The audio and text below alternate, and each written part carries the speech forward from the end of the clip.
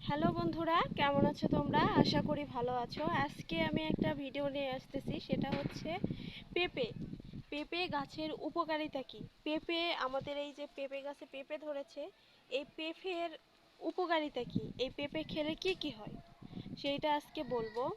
যারা প্রেগনেন্সি আপুরা থাকে, সিজার করে, তাদের জন্য এই পেঁপেটা অনেক উপকারী।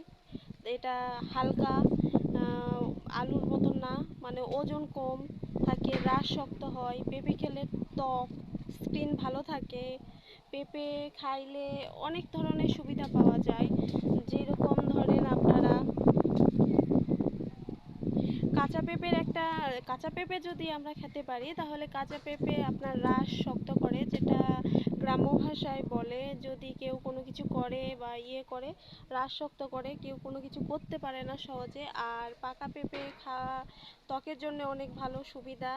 আর সব কিছুই মিলিয়ে পেঁপে অনেক উপকারিতা। তরকারি খাওয়া হয়, বিভিন্ন ধরনের রেসিপি রান্না করে খাওয়া হয়। ওজন কমায়, স্বাস্থ্য ভালো রাখে এই পেঁপে। পেঁপেতে প্রচুর ভিটামিন, ক্যালসিয়াম আছে, যেগুলো খেলে আমাদের ভালো হয়।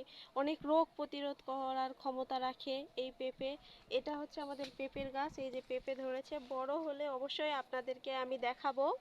আজকে এইটুকুই। ভালো থাকবেন সবাই। আবার পরবর্তী ভিডিও পাওয়ার জন্য অপেক্ষা করবেন। বাই।